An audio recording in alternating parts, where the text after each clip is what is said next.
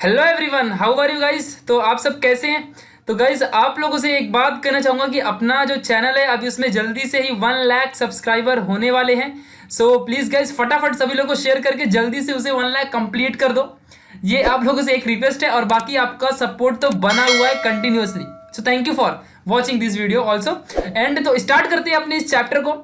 Physics है chapter number 7, wave optics part number 4। Already इसके पहले पार्ट 3 हमने कंप्लीट किया है अच्छे से विद नोट्स के साथ। ओके सो आगे बढ़ते हैं गाइज। तो यहाँ पे आज आप यहाँ पे कांटेक्ट कर सकते हो, यहाँ पे भी कर सकते हो और आपको सारे हैंड रिटन नोट्स मिल जाएंगे। ओके और ये class 12 Maharashtra board new syllabus जो अपना चल रहा है, आप देख रहे हो न्यू इंडियन एरा। मैं हूं प्रशांत। तो चलिए गाइज स्टार्ट करते हैं अपने आगे के सेशन की तरफ। गाइज यार आप लोग लाइक नहीं करते वगैरह, लाइक वगैरह कर दिया करो, थोड़ा सा इंथुजियाज्म मिलता है अंदर से, एक्सपेक्टेशन होती है हमारी भी सब कुछ। ठीक है तो लाइक कर दिया करो अगर आपको पसंद आए तो, नहीं आए तो सजेशन जरूर देना। कमेंट बॉक्स तुम्हारे लिए, एटलीस्ट तुम्हारा सजेशन हमारे लिए बहुत इंपॉर्टेंट चीज होगी, हम उससे बहुत ज्यादा इंप्रूवमेंट कर सकते हैं। ठीक है चलो तो गाइज अभी कॉन्सेप्ट समझते हैं थोड़ा सा। हमको पोलराइजेशन आज का टॉपिक पढ़ना है, तो उससे पहले हम लोग कॉन्सेप्ट थोड़ा सा समझ लेते हैं। एग्जैक्टली लाइट्स जो हैं, जो वेव्स हैं, उनका कॉन्सेप्ट और कैसे पोलराइज करेंगे उन्हें, उन लाइट्स को जो कि अनपोलराइज फॉर्म में रहेंगी। तो ये सारे छोटे मोटे कॉन्सेप्ट है, इनको समझ लेते हैं अच्छे से। जिसको कुछ नहीं आता होगा उसे भी थोड़ा बहुत पता चल जाएगा, बहुत अच्छी बात होगी। ठीक है ध्यान देना। तो हमने ऑलरेडी भाई पढ़ा है कि लाइट के बारे में। लाइट क्या होती है? इलेक्ट्रोमैग्नेटिक वेव होती है। क्या होती है लाइट? इलेक्ट्रोमैग्नेटिक वेव होती है। ठीक है ये बात ध्यान रखना अच्छे से, इलेक्ट्रोमैग्नेटिक वेव। अब यहां पे समझना छोटा सा कॉन्सेप्ट है, फिर हम आगे फटाफट स्टार्ट करेंगे, डोंट वरी। तो इलेक्ट्रोमैग्नेटिक वेव, अभी हमेशा याद रखना कि लाइट के अंदर जो भी इलेक्ट्रोमैग्नेटिक वेव्स है उसके अंदर पार्टिकल्स होते हैं। विदाउट पार्टिकल, क्योंकि हमारी जो लाइट से वेव नेचर और पार्टिकल नेचर दोनों होती है ना, इसके लिए। तो कभी भी याद रखो, हमने पढ़ा है 11th में chapter number 4 structure of atom में कि हर एक जो पार्टिकल होता है जब वो मूव करता है, इलेक्ट्रॉन्स पार्टिकल की सपोज मैं बात कर रहा हूं या एटम की बात कर रहा हूं, तो जब वो मोशन में होते हैं तो वो अपने अंदर से वेव को रिलीज करते हैं। ठीक है वेव को with some wave length.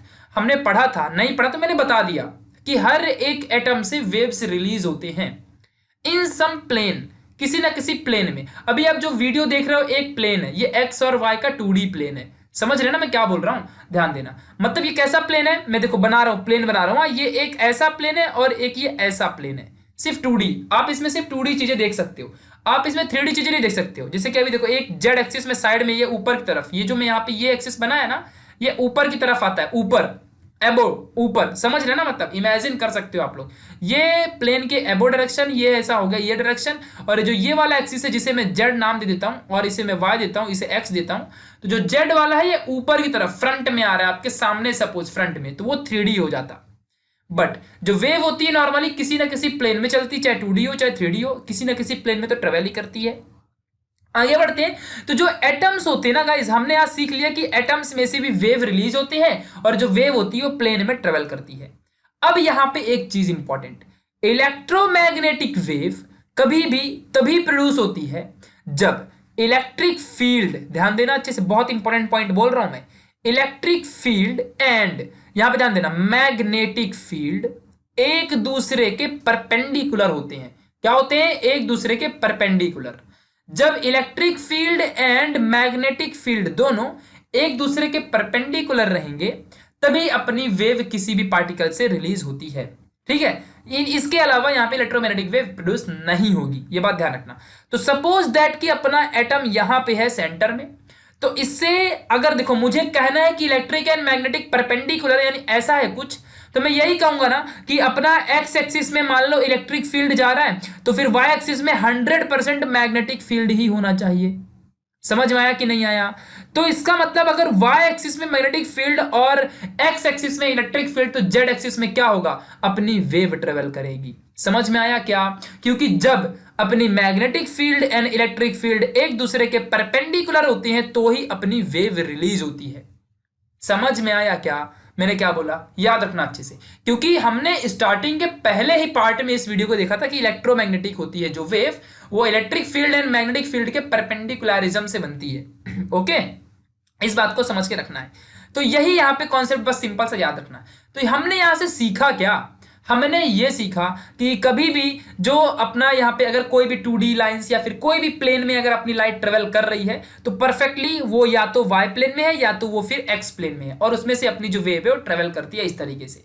But यहां पे एक कॉन्सेप्ट ये आता है कि अगर मान लो कोई ऐसी लाइट है जिसका प्लेन डिफाइंड ही ना हो, मतलब प्लेन डिफाइन ना हो, वो इधर भी ट्रेवल कर रहेगा 90 डिग्री परपेंडिकुलर ही रहेगा, बट प्लेन डिफाइंड ना हो, यानी कि अनडिफाइंड प्लेन हो। समझ रहे मैं क्या बोल रहा हूं? अनडिफाइंड प्लेन हो। अभी इसमें कैसा था, डिफाइंड है कि भाई जेड एक्सिस से वेव ही निकलेगी, वाई एक्सिस में मैग्नेटिक फील्ड ही रहेगा, इलेक्ट्रिक फील्ड यहाँ पे एक्स एक्सिस में ही रहेगा। तो अच्छे समझ के रखना, यहां पे ध्यान देना मैं क्या बोल रहा हूं। तो ये क्या हो गया, यहां पे वेव का डायरेक्शन डिफाइंड है, यानी कि ये वेव कैसी है, डिफाइंड वेव है।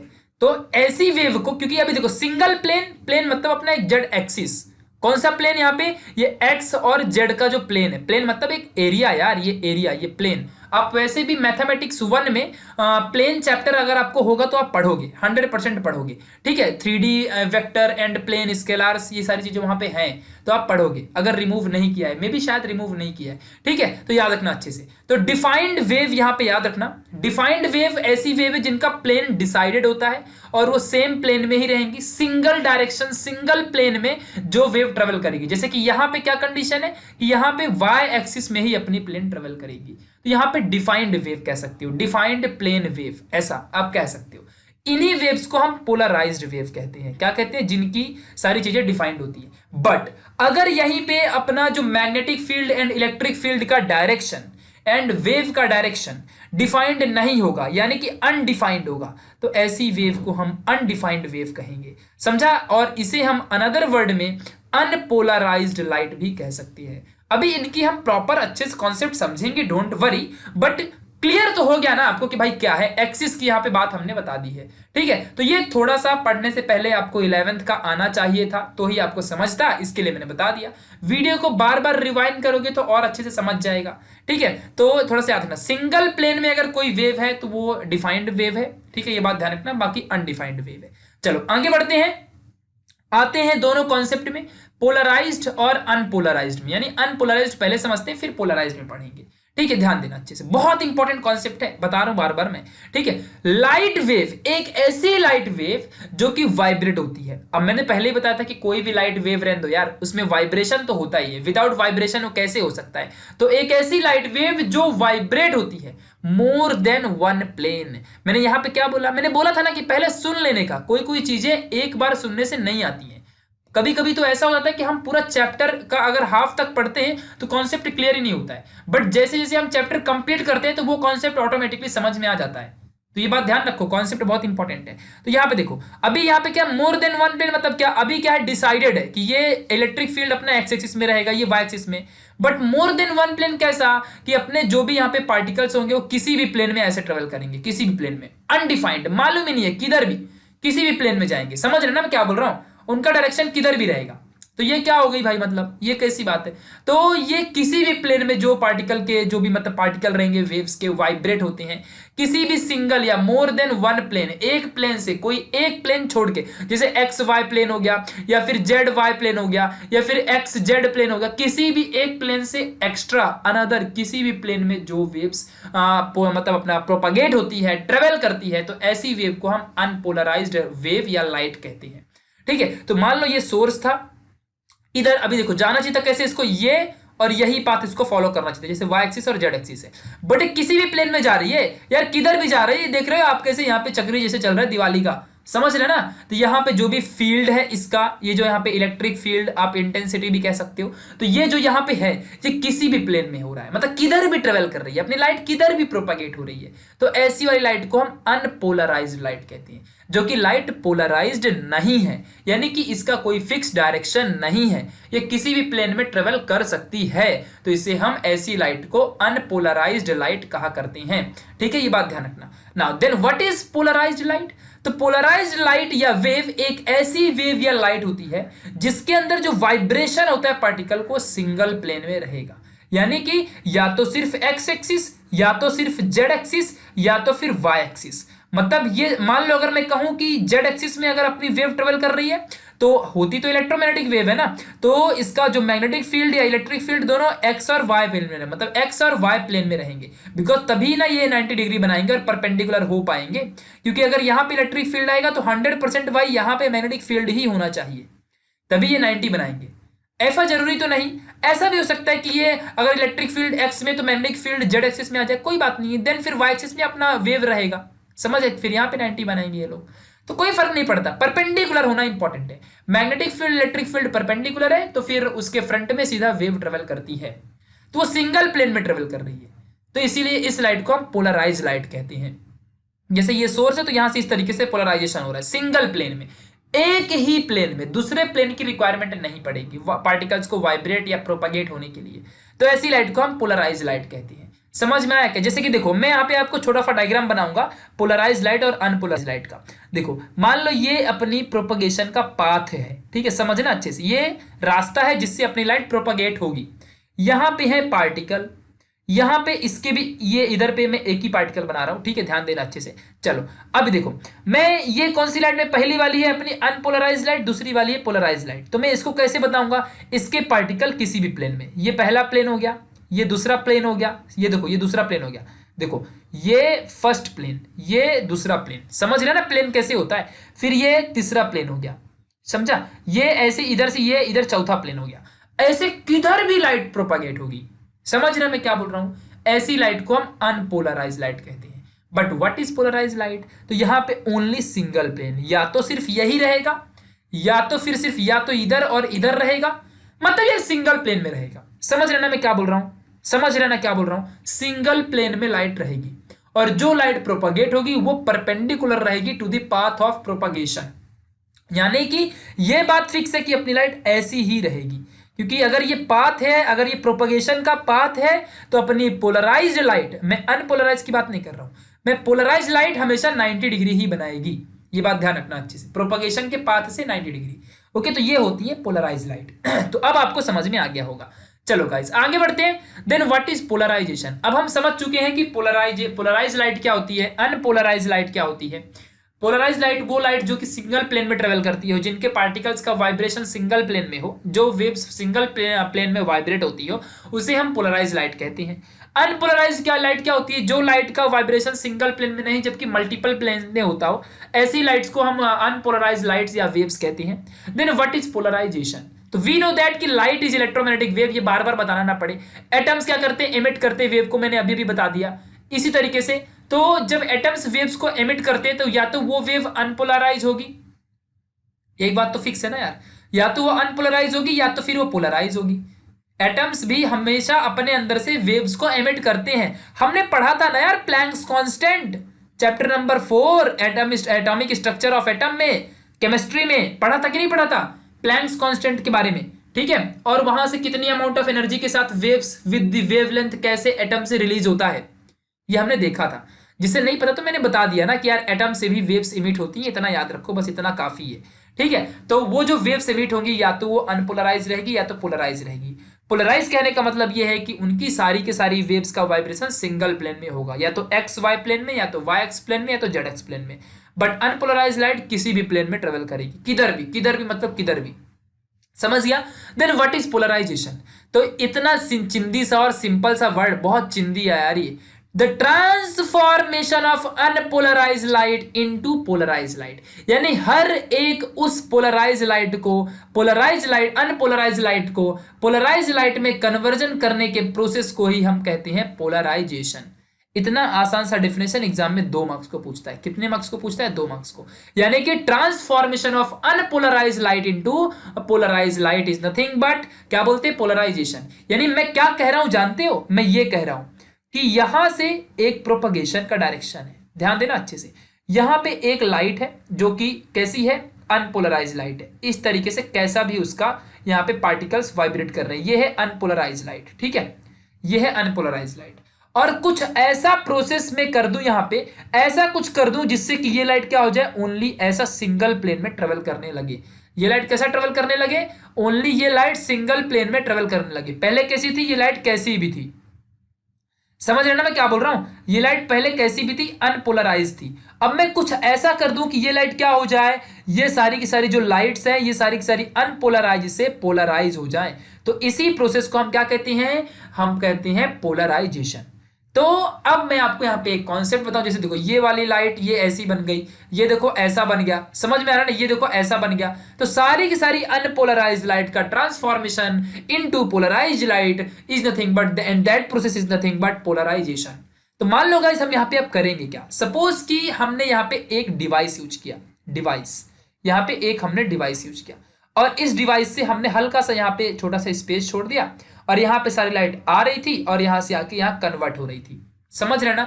आपने ऐसे बहुत सारे पिक्चर फोटोज भी देखे होंगे कि एक बॉक्स है जिसके अंदर कोई भी गरीब गंदा आदमी अंदर घुसता है और वहां से एकदम फैंसी एंड प्रोफेशनल होके निकलता है। कुछ वही यहाँ पे भी चल रहा है। सपोज ये दरवाजा है जिसे हम डिवाइस अभी यहाँ पे कह रहे हैं, और इस डिवाइस का नाम क्या होता है बताऊंगा अभी, डोंट वरी, रुक जाओ थोड़ा सा, ठीक है। तो ये डिवाइस है और डिवाइस में अनपोलराइज लाइट आती है और पोलराइज बन के निकल जाती है। समझ गया कि नहीं? और ये पोलराइज लाइट हमेशा 90 डिग्री बनाएगी, यहाँ पे 90 रहेगी, यानी कि जो ये डायरेक्शन ऑफ प्रोपगेशन है इस लाइन को जिसके थ्रू जा रही है इसे हम डायरेक्शन ऑफ प्रोपगेशन कहते हैं, डायरेक्शन ऑफ प्रोपगेशन।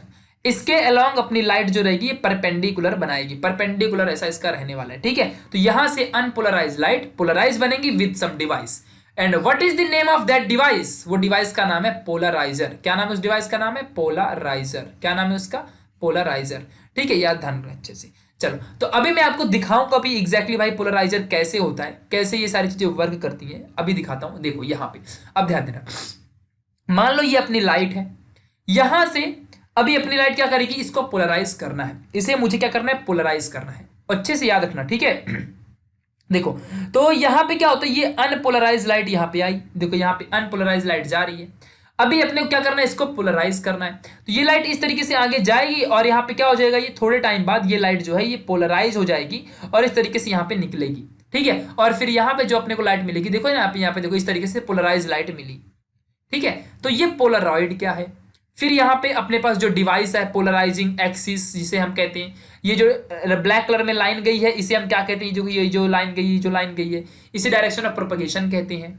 तो ये सारी चीजें क्या है, पहले हम थोड़ा सा टर्म्स को समझते हैं, तो ध्यान दो अच्छे से। यहाँ पे क्या है, पोलराइजर पहले क्या होता है, तो पोलराइजर जस्ट एक ऑप्टिकल फिल्टर होता है, कोई बड़ी चीज नहीं है, प्लास्टिक का बनता है ये, ठीक है, इसकी कोई हिम्मत नहीं है, प्लास्टिक का होता है, कोई बहुत बड़ी बात नहीं है। तो ये ऑप्टिकल फिल्टर है जो कि किसी भी लाइट्स वेव होती हैं उनको स्पेसिफिक पोलराइजेशन के थ्रू पास कराता है, और जो बाकी की स्पेसिफिक पोलराइज लाइट होती है उनको ब्लॉक कर देता है।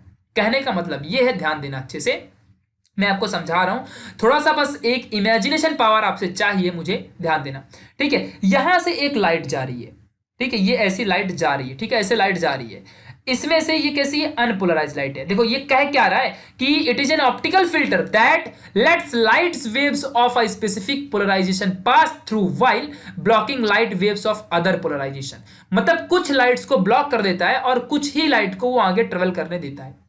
समझ गया ना क्या करता है ये, ध्यान देना। तो वो क्या है, कैसे करता है, समझो अच्छे से। तो ये यहाँ आपने ये प्रैक्टिकल परफॉर्म भी किया यार, आपको ये मालूम भी है, ऐसे आपको भी चिंदी समझेगा ना कि आप ध्यान देना, आपको भरोसा भी नहीं होगा कि आपको समझ चुका है, ठीक है। चलो अब यहाँ पे मैंने एक डिवाइस लगा दिया, यहाँ पे मैंने ऐसे एक डिवाइस लगा दिया, ठीक है, ये मेरा एक डिवाइस है, ठीक है, छोटा सा यहाँ पे मैंने एक डिवाइस लगा दिया है। इस डिवाइस के बीच में एक छोटा सा होल है, कैसा होल है, कुछ इस तरीके का, इस तरीके का होल है, मतलब इस तरीके से लाइट आएगी ना तो वहां चली जाएगी। आपने ऐसा देखा भी होगा कि एक घर के अंदर बहुत ज्यादा लाइट है और बाहर सपोज अंधेरा है, या फिर घर के अंदर अंधेरा है और बाहर लाइट है, तो आपके घर में अगर छोटा सा होल है तो उस होल के थ्रू लाइट क्या होती है, ट्रेवल करके अंदर आ जाती है, समझा, बस वही होती है पोलराइज लाइट, ध्यान देना। तो यहां फिर जब आगे ये लाइट जाएगी तो जब इधर से निकलेगी तो कैसे निकलेगी, ये लाइट कुछ ऐसे निकलेगी ना, क्योंकि होल सिर्फ उतना ही है ना, और बाकी की जो लाइट देखो अभी ध्यान देना, मतलब सिर्फ यही लाइट आगे ट्रेवल की, और ये इनका इनका इनका क्या, ये तो सिर्फ बड़ा पाव खाते रहेंगे, इनका क्या हुआ, तो ये यहाँ पे क्या हो गए, ब्लॉक हो गए, जो बाकी का स्पेस है यहाँ पे क्या हो गए, ब्लॉक हो गए, ओनली सिर्फ वही लाइट पास हुई। ये कॉन्सेप्ट समझ गया होगा, मुझे भरोसा है कि आपको समझ गया होगा। तो यहाँ पे इस तरीके से 90 डिग्री अपनी लाइट आगे ट्रेवल कर गई। तो यही काम है पोलराइजर का। पोलराइजर जस्ट एक ऑप्टिकल फिल्टर है जो कि लाइट को फिल्टर करता है, कुछों को ब्लॉक कर देगा, कुछों को जाने देगा, जो जाएंगी वही होंगी पोलराइज लाइट, और इसी प्रोसेस को पोलराइजेशन कहते हैं, ठीक है, ये बात ध्यान रखना अच्छे से। तो कोई भी अनडिफाइंड या फिर मिक्स्ड पोलराइज लाइट हो उनको डिफाइंड पोलराइजेशन में कन्वर्ट कर देता है अपना पोलराइजर। समझ गया। नेक्स्ट, व्हाट इज पोलरॉइड ये पूछता है एग्जाम में, यहां से 3 मार्क्स को एक एक डेफिनेशन पूछ लेगा। तो पोलरॉइड क्या होता है? पोलरॉइड एक ऐसा सिंथेटिक प्लास्टिक की शीट है जो कि पोलराइजर के फॉर्म में यूज होती है। मतलब पोलरॉइड एक ऐसी चीज है, ऐसी एक प्लास्टिक का एक इंस्ट्रूमेंट, डिवाइस कह सकते हो प्लास्टिक का यार, जस्ट एक डब्बा, ठीक है। तो वो जो कि पोलरॉइड ये एज अ पोलराइजर यूज होता है, एक ऐसा काइंड है, एक ऐसा सिंथेटिक प्लास्टिक का एक ऐसा तरीका, एक ऐसा टाइप है जो कि एज अ पोलराइजर यूज होता है, वही होता है polaroid. Then what is polarising axis, क्या होता है ये?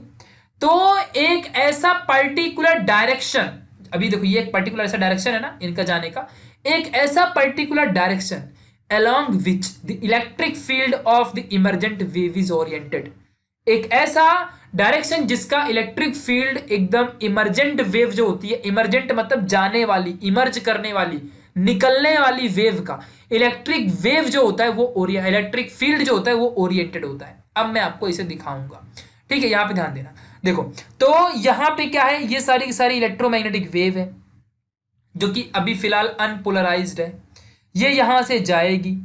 तो जब ये यहां से जाएगी तो इसका देखो, अभी ये सपोज एक्सिस है, ठीक है, ये ऐसे लाइट जा रही है, ऐसे लाइट वेव जा रही है, ध्यान देना अच्छे से, ठीक है। अच्छा ऐसा नहीं जा रही है यार, ये ऐसा जा रही है, ध्यान दो। देखो किस तरीके से लाइट वेव जा रही है, ऐसे जा रही है, अरे फिर से आ गया 1 मिनट ठीक है, ध्यान दो, देखो ऐसे है, ये लाइट ऐसे जा रही है, समझा। तो यानी कि सपोज ये कोई एक एक्सिस है, मैं इसे जेड एक्सिस मान लेता हूं, तो जो इसके पास इसका जो इलेक्ट्रिक फील्ड रहेगा वो कैसा रहेगा, ऐसा रहेगा, और दूसरा फील्ड कुछ ऐसा रहेगा। यानी कि जो मैग्नेटिक फील्ड और इलेक्ट्रिक फील्ड परपेंडिकुलर होते हैं ना, ये फील्ड कुछ ऐसे 90 बनाएंगे ना, यानी कि ये अपना मान लो इलेक्ट्रिक फील्ड है। तो जो इलेक्ट्रिक फील्ड, ये इमरजेंट वेव हो गई, इमरजेंट वेव को जो इलेक्ट्रिक फील्ड होता है ना अपना, वो इलेक्ट्रिक फील्ड डिफाइन करता हो, मतलब यहां पे इलेक्ट्रिक फील्ड इमरजेंट वेव का डिफाइन करता हो। तो ये ऐसी वेव जा रही है, तो इसके परपेंडिकुलर में जो ये एक्सिस है, मैं यहां पे रेड में बनाता हूं, इसके परपेंडिकुलर में जो ये एक्सिस है, इस एक्सिस को हम क्या कहते हैं, पोलराइजिंग एक्सिस कहते हैं। ये अपनी इलेक्ट्रिक फील्ड है, समझा कि नहीं अच्छे से, ये अपनी इलेक्ट्रिक फील्ड है जो कि परपेंडिकुलर है, ठीक है। और फिर आगे लाइट निकल जाएगी और यहाँ पे क्या बनेगी, अपने को पोलराइज लाइट बनेगी आफ्टर द पोलराइजर, जब पोलराइजर से निकल जाएगी लाइट। समझ में आया क्या? तो ये होता है पोलराइजिंग एक्सिस, मतलब जिस एक्सिस के अलोंग अपनी लाइट पोलराइज होती है। यार ये जो लाइन है ना, ये लाइन ऐसे जा रही है, यही पोलराइजिंग एक्सिस है। समझ आया कि नहीं? बस इतना सा सोचना नहीं ज्यादा। अब आगे बढ़ते हैं plane of vibration and plane of polarisation, ये दोनों क्या होता है? अब ध्यान देना अच्छे से, यहां पे समझना है, बाकी कुछ नहीं, बहुत आसान सा है।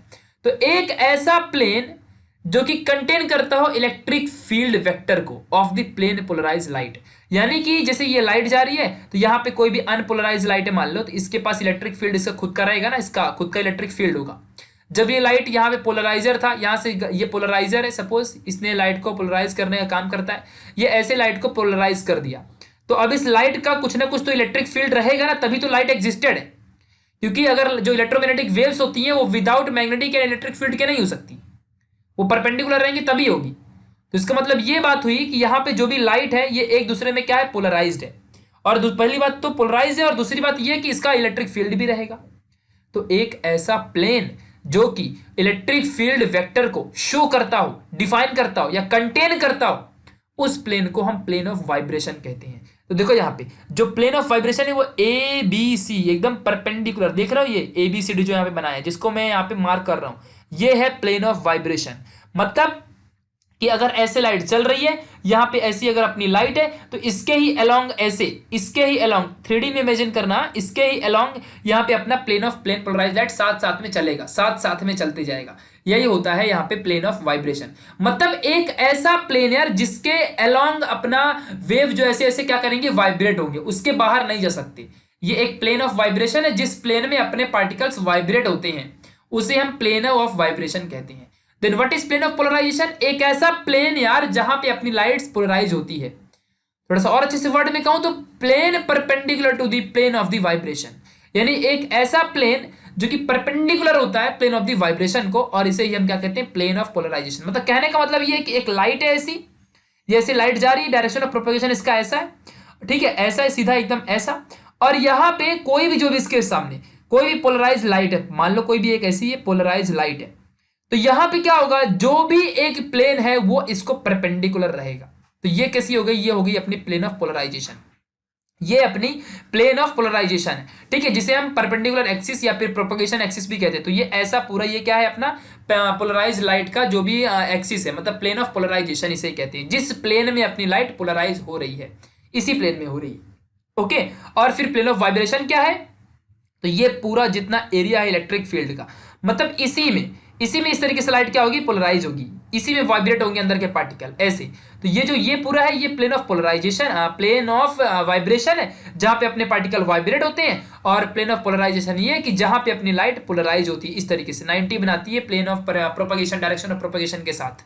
तो ये हो गई अपनी, यहाँ पे देख सकते हो आप, ये है पोलराइज लाइट, और यहाँ पे जो ये ABCD है ये है अपनी जो भी वाइब्रेशन का प्रोपगेशन है।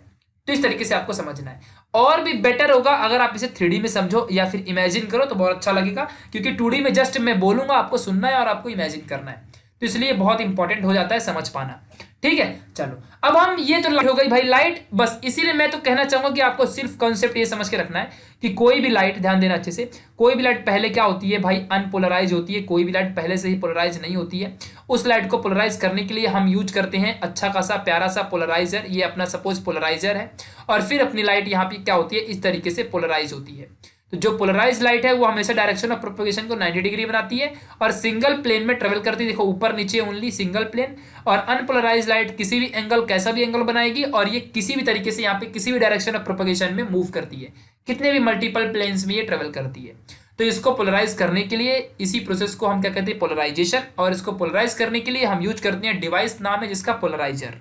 ठीक है, ये बात ध्यान रखना, इतना ही कॉन्सेप्ट है और कुछ नहीं है। ओके, आगे बढ़ते हैं। नाउ अब हम देखते हैं कि इंटेंसिटी, जो लाइट ट्रेवल कर रही है उसकी इंटेंसिटी क्या है। तो हमने मतलब क्लास 11th में चैप्टर नंबर 13 में पढ़ा था इंटेंसिटी का एक इक्वेशन, वो सीधा इक्वेशन मैं यहाँ पे यूज कर रहा हूँ, मे बी आपके टेक्स्ट बुक में दिया नहीं शायद। ठीक है, तो ये इक्वेशन हमने इंटेंसिटी का पढ़ा था, इसलिए मैंने आपको यहाँ पे बता दिया। ठीक है, तो E is equal to E0 sine KX omega t. K क्या होता है, वेव का वेक्टर, जो वेव का वेक्टर यानी इलेक्ट्रिक फील्ड वेक्टर, जिससे इलेक्ट्रिक फील्ड जिस तरफ होती है, और ओमेगा क्या है, एंगुलर फ्रीक्वेंसी, और E0 क्या है, एम्पलीट्यूड ऑफ दैट वेव। ये इक्वेशन और अच्छे से आपको समझेगा जब आप ऑसिलेशन चैप्टर नंबर 5 पढ़ोगे अपने ही 12th क्लास का। ठीक है, तो ये इक्वेशन और अच्छे से समझेगा, ऐसे टाइप की इक्वेशन वहां पे बहुत बार यूज हुए हैं। ठीक है, ये बात ध्यान रखना। तो यहाँ पे जो E है ये इलेक्ट्रिक फील्ड इंटेंसिटी है किसी भी वेव की। ठीक है, तो समझ के रखना, किसी ने इक्वेशन पूछा तो आपको बता देना है फटाक से। हमेशा याद रखो, एक स्टेटमेंट बता रहा हूं कि कोई भी अगर अनपोलराइज लाइट है, ये यूपी नहीं है यार, ये UN है। ओके, तो इतना तो तुम लोग समझ सकते हो ना यार, वो लिखने के टाइम पे थोड़ा बहुत ऐसे हो जाता है, इधर उधर थोड़ा हो जाता है। ठीक है, तो अनपोलराइज लाइट है ये। तो कोई भी अनपोलराइज लाइट जो होती है उसकी इंटेंसिटी हमेशा आधी हो जाती है जब वो लाइट पोलराइज हो जाती है। मतलब देखो, एक लाइट है तुम्हारे सामने, ये लाइट अभी कैसी है, यहाँ पे अनपोलराइज लाइट, ये कैसी भी यहाँ पे फॉर्म्ड है, ये अनपोलराइज लाइट है। ठीक है, ये लाइट को जब मैं पोलराइजर की हेल्प से यहाँ पे क्या कर दूंगा, पोलराइज, यहाँ पे मैंने इसको पोलराइज कर दिया, तो इसकी इंटेंसिटी मान लो पहले थी E, मैं क्या बोल रहा हूँ, पहले इसकी इंटेंसिटी थी E, तो अब ये क्या हो जाएगी, E/2, वही लाइट की इंटेंसिटी हाफ हो जाती है।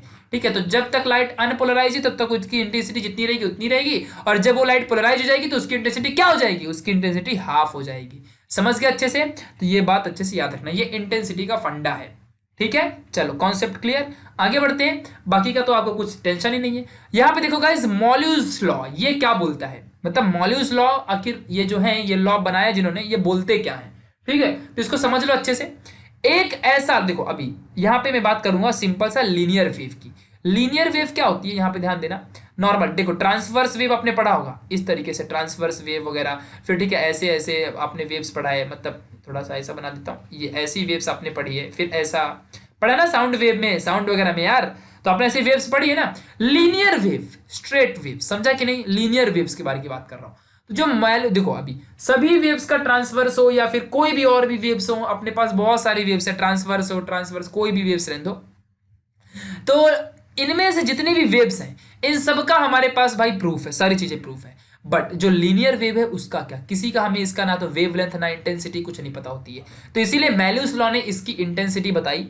ध्यान देना अच्छे से। तो कोई भी जब लीनियर वेव्स किसी भी एंगल के साथ ट्रेवल करती है, मैंने उस एंगल को मान लिया थीटा, और यहाँ पे कॉस, और I1 क्या है, इनिशियल जो पहले उसकी इंटेंसिटी थी। मान लो अगर सपोज ये पोलराइजर है और यहां से अपनी जो लाइट है वो ट्रेवल करेगी इस तरीके से, अपनी जो लाइट है वो ट्रेवल करेगी ऐसे इसके थ्रू, पोलराइजर के थ्रू, ठीक है। फिर यहां से जो भी इसकी मान लो यहाँ पे लीनियर वेव थी जो कि अनपोलराइज है, अब ये अनपोलराइज्ड लीनियर वेव्स यहां से ट्रेवल करेगी, अनपोलराइज्ड लीनियर वेव, ध्यान देना, अनपोलराइज्ड लीनियर वेव यहां से ट्रेवल करेगी और यहां पे आने के बाद क्या हो जाएगी, पोलराइज हो जाएगी। पोलराइजर है ना, ये पोलराइजर क्या कर देगा, इसे पोलराइज कर देगा, ठीक है। तो जब इसे पोलराइज करेगा तो इसकी इंटेंसिटी क्या रहेगी, तो ये यहां पे बताया है मैलूस ने, जो साइंटिस्ट थे इनका नाम है एल मैलूस, ऐसा इन्हें कहा जाता था, ठीक है। तो ये इन्होंने बनाया है एक ऐसा मतलब इंटेंसिटी फाइंड करने का तरीका जो कि लीनियर वेव की इंटेंसिटी बता सकता हो। तो I2 क्या है, जो अपनी बाद की यहाँ पे इंटेंसिटी बनी पोलराइज होने के बाद, I1 पहले कितनी थी और कॉस थीटा यहाँ पे कितना एंगल फॉर्म करता है निकलने के बाद, ठीक है, ऐसा, तो वो थीटा हो गया, यानी I1 I2 ये इंटेंसिटीज है just.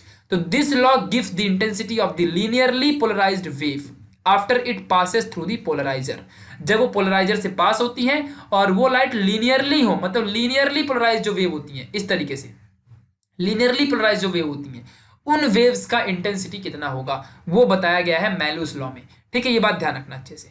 Now next and most important topic of this video, Brewster's law. ये बहुत ज्यादा इंपॉर्टेंट है गाइस, और इसे समझ लो, इसे छोड़ो मत बिल्कुल भी, क्योंकि बहुत ज्यादा इंपॉर्टेंट है। एग्जाम में 2017 के पेपर में, 2018 के शायद, पर 2017 का कंफर्म है, 2018 के पेपर में 3 मार्क्स को एग्जाम में पूछा है, ठीक है। ब्रूस्टर्स लॉ यानी पोलराइजेशन बाय रिफ्लेक्शन, रिफ्लेक्शन की हेल्प से क्या पोलराइजेशन होता है ये समझना है, ठीक है। तो पहले डायग्राम समझते हैं, फिर सारी चीजें ऑटोमेटिकली समझ में आ जाएंगी।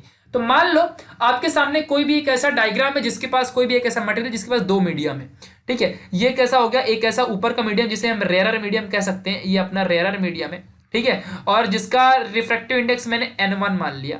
और ये दूसरा वाला है अपना, यहाँ पे जो है ये मीडियम, ये डेंसर मीडियम है, और इसका मैंने रिफ्रैक्टिव इंडेक्स N2 मान लिया, क्योंकि मीडियम का ही रिफ्रैक्टिव इंडेक्स होता है। एंड हम लोग को पता है गाइस, ध्यान देना अच्छे से, मान लो ये कोई एक सरफेस है, मैंने पहले ही पार्ट की वीडियो में बताया था कि यहां से अगर कोई लाइट आती है, मैं अच्छे से बना देता हूं, आती है, ठीक है, आ रही है, बुलाया नहीं फिर भी आ रही है, चलो यहां पे ध्यान दो। तो यहां से अगर कोई भी लाइट सपोज आ रही है, ठीक है, यहां से कोई भी लाइट आ रही है, और ये लाइट आने के बाद तो क्या होता क्या है, चली गई क्योंकि बुलाया नहीं था ना। चलो यहाँ पे ध्यान देना, अभी क्या होगा, तो यहां से लाइट जैसे ही आई ना, तो कुछ यानी some part of light gets reflected and some parts of the light gets refracted। Words को ध्यान देना, reflected and refracted, कंफ्यूज मत होना, ठीक है। तो कुछ पार्ट्स जो लाइट्स के होते हैं, कुछ पार्ट्स लाइट्स के क्या हो जाएंगे, रिफ्लेक्ट हो जाएंगे, इसे हम रिफ्लेक्शन कहते हैं, इसे क्या कहते हैं, रिफ्लेक्शन। और कुछ parts of the life getting refracted, क्या हो जाएगी, रिफ्रैक्टेड। समझा अच्छे से, इस तरीके से ध्यान रखना, यानी कि यहां पे पार्शियल रिफ्लेक्शन हो रहा है, क्या हो रहा है यहाँ पे, पार्शियल रिफ्लेक्शन हो रहा है, और यहां पे क्या हो रहा है, यहां पर भी पार्शियल रिफ्रैक्शन हो रहा है। समझ रहे मैं क्या बोल रहा हूं, partial reflection and partial refraction दोनों हुआ है। मतलब एक सिंगल सी लाइट यहां पे आई, ठीक है, और ये लाइट यहां पे इंसिडेंट होने के बाद वो होती क्या है, कुछ पार्ट लाइट की, हमेशा याद रखना, कुछ पार्ट्स लाइट की हमेशा रिफ्लेक्ट हो जाती है और कुछ पार्ट्स लाइट की हमेशा रिफ्रैक्ट हो जाती है। ऐसा हमेशा होता है रियल में, बट अगर हम रिफ्लेक्शन लिखते तो हम फिर रिफ्लेक्शन ही सिर्फ फोकस करते हैं, या फिर रिफ्रैक्शन लेते तो हम सिर्फ रिफ्रैक्शन में ही सिर्फ फोकस करते हैं। तो ये हम थोड़ा सा फोकस ऐसा करते हैं, बट ये आपको याद रखना अच्छे से, ठीक है। तो यहां पे ध्यान देना अच्छे से कि अब यही चीज यहां पर भी होगा, कोई भी मान लो अनपोलराइज्ड इंसिडेंट रे आ रही है। अब पार्ट 1 में मैंने बताया था कि रे वगैरह क्या होता है, सब कुछ बता दिया ऑलरेडी।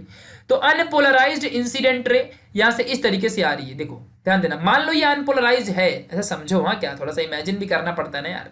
तो ये अनपोलराइज लाइट है, ये अपना क्या है, प्यारा सा नॉर्मल, जिसकी सीधा तंबू जैसे खड़ा रहता है ये, और यहाँ पे देखो ये 90 डिग्री का एंगल भी बनाता है प्लेन के साथ, इधर बनाओ चाहे इधर बनाओ, किधर भी बनाओ 90 डिग्री बनाएगा एंगल, ठीक है। ये यहाँ पे हो गया, इसके साथ जो भी एंगल बनता है उसे हम इंसिडेंट एंगल कहते हैं, थीटा बी। और जब यहां से लाइट आएगी तो some part of the light getting reflected, some part of the light getting refracted. तो यहां पे ये सीखने मिला, ये ब्रूस्टर ने बताया कि जो लाइट रिफ्रैक्ट होती है ना, वो भी कैसे रहती है, वो पोलराइज हो जाती है, और जो लाइट रिफ्लेक्ट होती है वो भी पोलराइज होती है, बट वो कैसा, फुल्ली पोलराइज रहती है। मतलब यहाँ पे ना ऐसे ऐसे करके दिखाया है अनपोलराइज को और डॉट के साथ दिखाया है पोलराइज को। समझ रहे हो ना, मतलब इमेज को समझना इंपॉर्टेंट है ना यार, बस। ठीक है, तो जो लाइट यहाँ पे ध्यान देना, जो लाइट रिफ्रैक्ट होती है वो पार्शियली पार्शियली कैसे होती है, पोलराइज होती है, पार्शियली पोलराइज होती है। बट जो लाइट रिफ्लेक्ट होती है वो फुली पोलराइज होती है, फुल्ली पोलराइज हो जाती है। समझ गया, यही चीज समझना है। तो फिर यहाँ पे जो इंसिडेंट एंगल है वो क्या रहेगा, तो थीटा बी ये अपना इंसिडेंट एंगल है, थीटा आर रिफ्लेक्टेड एंगल है, रिफ्रैक्टेड, ठीक है, रिफ्लेक्टेड नहीं, रिफ्रैक्टेड। ओके, ये एंगल रहेगा। तो चलो फिर इसका हम लोग प्रूफ जो है देख लेते हैं फटाफट जल्दी से। समझो यहाँ पे पहले तो कंसिडर कर लो कि any unpolarise light getting incident on the surface, any unpolarise light getting incident on the surface. आगे, that unpolarise light partially reflected and partially refracted, that unpolarise light getting partially reflected and partially refracted. समझ रहे ना मैं क्या बोल रहा हूँ, इसलिए मैंने वही इन्फॉर्मेशन लिखी है जो आपको इंपॉर्टेंट है। बाकी किताब में तो बहुत सारा देके रखा है फोकट में, वो सब लिख के भी मार्क्स नहीं मिलेंगे, ये लिखोगे तो भी फुल मार्क्स मिलेंगे, इसके लिए बोल रहा हूं मैं। आगे बढ़ते, theta B is the incident ray angle, और इसी एंगल को किसने बताया था, ब्रूस्टर ने, इसीलिए हम इसे कभी कभी ब्रूस्टर एंगल भी कहते हैं। ब्रूस्टर साइंटिस्ट का नाम है, कोई नाम दुनिया में ऐसा कोई फंडा नहीं है ये, ठीक है, ये जस्ट साइंटिस्ट का नाम है। और नाम तो हम कैसे भी ले सकते हैं, अपने इंडिया में ही, अपने महाराष्ट्र में पता है ना कैसा नाम होता है। अभी मुंबई में सपोज किसी का नाम है पंकज, क्या नाम है, पंकज, तो उसे क्या बोले, ये पक्या। समझा कि नहीं, तो ऐसे यार नाम होते हैं, तो याद रखो ब्रूस्टर भाई है यहाँ पे, ठीक है। तो इंसिडेंट एंगल है यहाँ पे, ठीक है, तो इंसिडेंट एंगल है तो इसका क्या बन जाएगा, ब्रूस्टर एंगल भी हम इसे कहते हैं, बिकॉज इसे ब्रूस्टर ने सबसे पहले प्रपोज किया था। और थीटा बी यानी कि जो यहाँ से ये एंगल क्रिएट हो रहा है विद द नॉर्मल, यानी कि अनपोलराइज लाइट इंसिडेंट रे और नॉर्मल के साथ जो एंगल बन रहा है उसे हम इंसिडेंट एंगल कहते हैं। और यहाँ पे ब्रूस्टर ने उसे प्रपोज किया था पोलराइज लाइट के केस में, इसके लिए इसे हम ब्रूस्टर एंगल भी कहते हैं।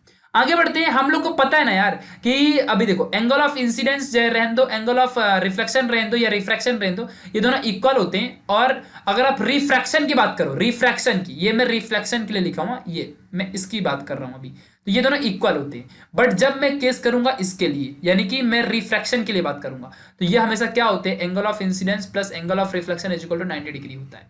ये बात ध्यान रखना। कैसे, ये देखो ये एक प्लेन है, यहां से लाइट आई, ये अपना नॉर्मल था ऐसे, यहां पे एक एंगल बना, ये लाइट ऐसे गई और ये ऐसे बना, समझा। तो यहां पे ध्यान देना, ये एंगल आई है, ये एंगल आर है, इन दोनों को ऐड करोगे मिलेगा 90। अब करके देख लो, और ये हमेशा होता भी है। और कर क्यों नहीं सकते हो, क्योंकि अपने को रियल में पता नहीं ना कि कैसे लाइट आती है, इसका प्रैक्टिकल परफॉर्म करना पड़ेगा तब पता कर पाओगे। तो इसलिए मेरी बात मान लो ना, प्रैक्टिकल अभी घर में परफॉर्म थोड़ी कर पाओगे। तो I plus R is equal to 90 degree, समझ रहा है, इस तरीके से आपको ये होता है रिफ्रैक्शन के लिए। तो theta B plus theta R is equal to 90 degree, equation number 1, ठीक है। From the law of refraction, हम लोग को पता है ना, ये देखो ये क्या लॉ जो हमने पढ़ा था स्नेल्स लॉ के बारे में, यानी कि हमने क्या पढ़ा था, हमने पढ़ा था कि n1 upon n2 is equal to sine R upon sine I. क्या पढ़ा था, साइन आई। कुछ कहेंगे बच्चे नहीं नहीं नहीं, हमने ऐसा नहीं पढ़ा था, हमने क्या पढ़ा था, हमने ऐसा पढ़ा था, n2 upon n1 is equal to sine I upon sine R. तो आप कुछ भी पढ़ो, दोनों सही है, आपने दोनों सही पढ़ा है, ये दोनों एक दूसरे से सही मिलते, बस n1 n2 को ऊपर नीचे कर दिया और कुछ नहीं किया है, ठीक है। चलो यहाँ पे ध्यान देना, तो ये हमने पढ़ा है रिफ्रैक्शन में, हमने इसके पहले प्रूफ भी किया था, जहां पे n1 n2 क्या है, रिफ्रैक्टिव इंडेक्स होता है, और बाकी चीजें जो है अपना इंसिडेंट एंगल और रिफ्रैक्टेड एंगल। यहाँ पे हमने इस तरीके से इसको ये ला दिया, यहाँ पे थीटा आर के जगह में जो अपने पास थीटा आर है, यहाँ थीटा आर की वैल्यू निकाली, 90 माइनस थीटा बी आएगा, 90 माइनस थीटा बी रख दिया। अब आ गया ट्रिग्नोमेट्री, बायोलॉजी वाले बच्चों को थोड़ा प्रॉब्लम होगी, ट्रिग्नोमेट्री में हमने यहाँ पे अच्छे से पढ़ के रखा है ट्रिग्नोमेट्री में कि साइन के साथ 90 माइनस थीटा बी, साइन के साथ 90 मीन्स क्या होता है, चेंज होता है, 90 मीन्स चेंज होता है, और साइन चेंज होता है कॉस में, तो कॉस हो जाएगा, और 90 माइनस थीटा फर्स्ट एंगल बनता है, फर्स्ट वाला क्वाड्रेंट, वहां पे थीटा बी सीधा एंगल आ जाएगा। तो साइन चेंज होता है कॉस में, 90 रहेगा चेंज, अगर 180 होता तो नो चेंज, 180 होता तो सीधा हम साइन का साइन लिखते, बट यहाँ पे 90 है ना, तो 90 मतलब चेंज होता है, साइन का कॉस में आ जाएगा, और ये थीटा बी जो एंगल है वो छाप देने का। तो ये होता है जब जिसको मैथ्स भी आता है ना, इसीलिए फायदा होता है। इसलिए मैंने कभी भी ऐसा, देखो मेरे को फिजिक्स केमिस्ट्री मैथ्स बायो चारों सब्जेक्ट थे, आजकल के बच्चे बायो एलिमिनेट कर देंगे तो मैथ रखेंगे, मैथ एलिमिनेट करेंगे तो बायो रखेंगे, और यही घाटा होता है कि जब उनको फिर पीसीएम है तो बायोलॉजी का कभी कभी यूज पड़ जाएगा। अभी मैं डॉक्टर के पास जाता हूँ कभी कभार अगर, तो मुझे सारी चीजें मालूम होती है, क्या बोल रहे हो भाई, सब पता है।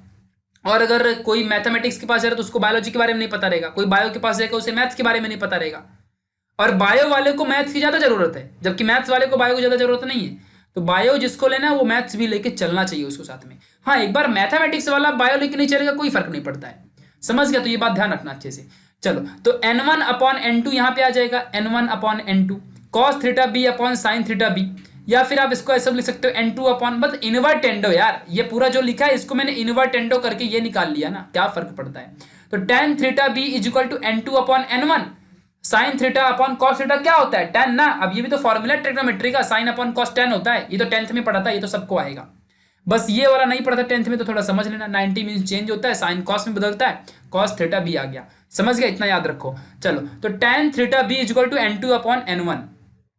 गाइस जो मैंने अभी यहाँ पे बताया है ना, ये साइन 90 वाला, ये ट्रिक है, हाँ, ये कहीं लिखा नहीं तो आप बोल दोगे कहाँ ऐसा लिखा है, बट आंसर तो आपका सही आ रहा है ना, क्या फर्क पड़ता है। मैंने ट्रिक बनाया है याद करने का। 90 means change, 90 minus theta B first quadrant, 90 means change, sine बदलता है कॉस में, ला दिया सीधे एंगल रख दिया, थीटा बी जो एंगल है थीटा बी एंगल है, साइन कॉस में बदलता है, 90 मीन्स चेंज होगा तो किस में चेंज होगा, साइन कॉस में चेंज होगा, कॉस थीटा बी आ गया, याद रखना अच्छे से, ठीक है। चलो, साइन अपॉन कॉस क्या होता है, यहाँ पे tan होता है ना, तो tan थीटा बी रख दिया और n2/n1। थीटा बी की अगर वैल्यू निकालो तो tan, यहाँ पे theta B equal to tan inverse n2/n1 आ जाएगा, और यही थीटा बी यहाँ से सॉल्व कर सकते हो, यही है ब्रूस्टर एंगल। अब किसी भी मीडियम का रिफ्रैक्टिव इंडेक्स तो आखिर पता ही रहेगा ना। तो अगर किसी ने आपसे पूछा कि कोई भी अगर अनपोलराइज लाइट, ध्यान देना क्वेश्चन कैसे पूछेंगे, कोई भी अगर अनपोलराइज लाइट ट्रेवल करती है तो वो कुछ पार्ट उसका रिफ्रैक्ट होता है, कुछ पार्ट रिफ्लेक्ट होता है। जिस पार्ट में उसका रिफ्लेक्शन हो रहा है उस पार्ट का रिफ्रैक्टिव इंडेक्स सपोज 1 है, और जिस पार्ट में रिफ्रैक्शन हो रहा है उस पार्ट का रिफ्रैक्टिव इंडेक्स सपोज 2 है, यानी मीडियम का।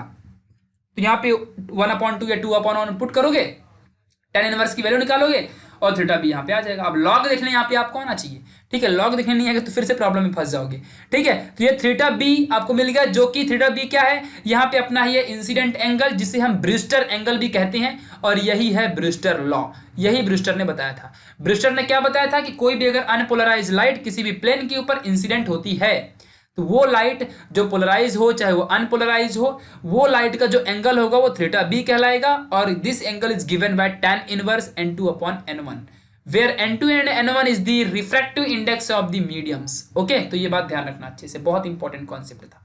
लास्ट ये कॉन्सेप्ट हम सीख लेते हैं, पोलराइजेशन बाय स्कैटरिंग।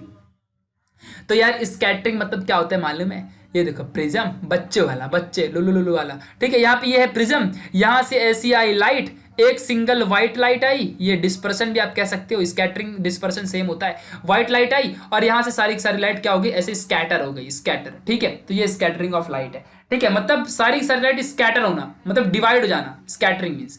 यानी कि मान लो जब सनलाइट जो होती है strike on the air molecules और डस्ट पार्टिकल्स, हवा में एटमॉस्फेयर में डस्ट पार्टिकल या एयर मॉलिक्यूल्स होते हैं ना, उनसे जब ये लाइट क्या होती है, स्ट्राइक होती है, टकराती है, तो वो उसका डायरेक्शन चेंज कर देती है, वो लाइट का डायरेक्शन क्या होता है, चेंज होता है, और इसी को हम स्कैटरिंग कहते हैं। मतलब यहाँ से लाइट जब भी देखो क्या हुई, टकराई, तो इसका डायरेक्शन क्या होगा, चेंज हो गया। हाँ, लेकिन जो मैंने यहाँ पे कॉन्सेप्ट बताया ये डिस्पर्सन का कॉन्सेप्ट है। किसका कॉन्सेप्ट है ये, डिस्पर्शन। डिस्पर्सन मीन्स क्या, डायरेक्शन तो चेंज किया ही बट रिफ्रैक्ट भी हुआ। यहाँ पे क्या हुआ, यहाँ पे 7 पार्ट्स में रिफ्रैक्ट भी हुआ है, बट डायरेक्शन चेंज अगर ओनली बात हो रही तो यहाँ से लाइट आएगी और सीधा ऐसा डायरेक्शन चेंज हो जाएगी, समझ गया, अंदर रिफ्रैक्ट नहीं होगी। समझ में आया क्या? तो डिस्पर्सन याद रखना अच्छे से, और स्कैटरिंग भी याद रखना अच्छे से। ओके, नाउ हमने ऐसा देखा भी है बहुत बार कि स्काई ब्लू क्यों होता है, हमने सीखा ना स्काई ब्लू, जबकि अपना स्पेस तो ब्लैक है ना, फिर पूरी दुनिया ब्लैक होनी चाहिए ना, फिर ब्लू क्यों है? तो because of this scattering as the blue light is preferentially scattered. जो ब्लू अपनी नीली कलर की जो लाइट होती है वो ज़्यादा स्कैटर होती है, और अगर सपोज कोई स्कैटरिंग हुई नहीं तो अपना जो स्काई रहेगा वो ब्लैक दिखेगा। इतना सिंपल सा कॉन्सेप्ट को क्या मैं नोट्स बनाऊं यार, ये तो आप खुद ही पढ़ के समझ जाओगे ना। अगर स्कैटरिंग नहीं हुई, ब्लू लाइट का स्कैटरिंग नहीं हुआ, स्कैटरिंग देखो अभी कैसे होता है, मान लो ये एटमॉस्फियर है, ये बड़ा सा एटमॉस्फियर है, सपोज मैंने चपाती बना दिया, ये स्मॉट एटमॉस्फियर है, ये सारे के सारे एटमॉस्फियर है, यहाँ पे अंदर डस्ट पार्टिकल है, सारे पार्टिकल्स हैं, यहाँ पे कोई भी लाइट आ रही है, एक व्हाइट लाइट आ रही है, व्हाइट लाइट में सारे लाइट्स होती है जिसमें से ब्लू लाइट भी है। यहाँ पे जब लाइट आएगी तो ये क्या होगी, स्कैटर होगी, ये स्कैटर होगी। यहाँ पे मान लो एक पार्टिकल, तो इसकी स्कैटर होगी, यहाँ पे जाएगी, फिर यहाँ पे जाएगी, यहाँ पे ऐसे स्कैटर होगी, समझ रहे? तो ये लाइट हमेशा 24 घंटे एटमॉस्फेयर में स्कैटर होते रहेगी, समझ रहे मैं क्या बोल रहा हूँ, ऐसे स्कैटर होते रहेगी। जब ये स्कैटरिंग हो रही तो मतलब पूरे चारों तरफ दुनिया में हर जगह ईच एंड एवरी जगह, ईच एंड एवरी प्लेस में हर जगह ब्लू ही ब्लू लाइट दिखाई देगी, तो पूरी दुनिया ही हमें नीली दिखाई देगी, पूरा आकाश ही हमें नीला दिखाई देगा। तो यही बार बार स्कैटरिंग होती है, समझ गया? ये कॉन्सेप्ट याद रखना, ठीक है? तो ये बहुत इंपॉर्टेंट है। When sunlight is scattered it gets partially polarise in a way similar to the reflected light seen above, ठीक है? जो कि हमने फिगर में अभी देखा था, जिस तरीके से लाइट आई, जो सनलाइट होती है तो कुछ रिफ्लेक्ट हो जाती है, कुछ रिफ्रैक्ट होती है, वही पॉइंट वो बोल रहा है। और इसीलिए हम कहते हैं कि जो पोलराइजेशन है वो एंगल के ऊपर डिपेंड करता है, जो ब्रूस्टर ने बताया था थीटा बी, इंसिडेंट एंगल के ऊपर वो डिपेंड करता है पोलराइजेशन, जिसे हम ब्रूस्टर एंगल भी कहते हैं। That's it. तो यही है पोलराइजेशन बाय स्कैटरिंग। तो अगर किसी ने पूछा कि स्कैटरिंग के थ्रू जो पोलराइजेशन होता है किसका होता है, तो बता देना कि सनलाइट का होता है।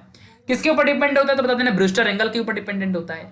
ऐसे वाले को हम क्या कहते हैं, इसी को हम कहते हैं that is the angle between the direction of the light incident on the molecules or dust particle and the direction of the scattered light is, या मतलब जो यहाँ पे है ना पोलराइज डिपेंडेंट होती है, जो भी मतलब डिपेंडेंट ऑन द एंगल, इसका मतलब ये है ना, देखो सिंपल वर्ड बता देता हूँ मैं, ठीक है? एंगल मतलब क्या बोल रहा है वो, कि यहाँ पे जो लाइट आई और यहाँ से कुछ पार्ट जो रिफ्लेक्ट हुई, कुछ पार्ट जो रिफ्लेक्ट हुई, इसके बीच का जो एंगल है ना थीटा बी, वो ब्रूस्टर एंगल है ना, इसी ब्रूस्टर एंगल की वजह से यहाँ पे पोलराइजेशन हो रहा है स्कैटरिंग के थ्रू, स्कैटरिंग के थ्रू। ओके, ये बात ध्यान रखना। तो polarisation depends on the angle of scattering, जिसे हम यहाँ पे थीटा बी भी कह सकते हैं, समझा? तो ये बातें ध्यान रखना अच्छे से। दैट्स इट, खत्म कहानी, इतने तो दिया ही हुआ है। ओके, सो बाय गाइज, मिलेंगे इसी तरह के नेक्स्ट वाली वीडियो में, तब तक के लिए बाय। और बहुत ही इंपॉर्टेंट वीडियो था ये वाला, बहुत ही आसान भी था, बस आपको कम से कम इस वीडियो को 1 से 2 बार देखना पड़ेगा। और बहुत अच्छा होगा अगर 3D में रहा तो मैं इसको 3D में दिखाऊंगा कभी ना कभी, डोंट वरी। एक वीडियो डालूंगा मैं इसके ऊपर 3D की, बट अभी तो पॉसिबल नहीं है 3D में बताना, एनिमेशन करने में बहुत टाइम जाता है, ठीक है? तो मैं इसका एनिमेशन करूंगा, डोंट वरी, बट थोड़ा टाइम लगेगा, क्योंकि आपको थोड़ा सा अनपोलराइज पोलराइज का 3D में दिखाना, कैसे पोलराइजर उसको पोलराइज कर रहा है, और मजा आएगा। बट आप देख सकते हो किसी में, अगर आप लिखोगे ना, जाओगे कहीं भी यूट्यूब में ही जाओगे और उसमें लिखोगे 3D में पोलराइजेशन अनपोलराइजेशन, तो बहुत अच्छा दिखाया जाएगा। 3D जरूर वर्ड यूज करना, देख लोगे अच्छे से। तो बेल आइकन को जरूर गाइस दबाना, सब्सक्राइब बटन जरूर प्रेस करना, यहाँ पे कांटेक्ट करो, यहाँ पे कांटेक्ट करो और नोट्स ले लो। तो मिलेंगे नेक्स्ट ऐसी वीडियो में, तब तक के लिए बाय।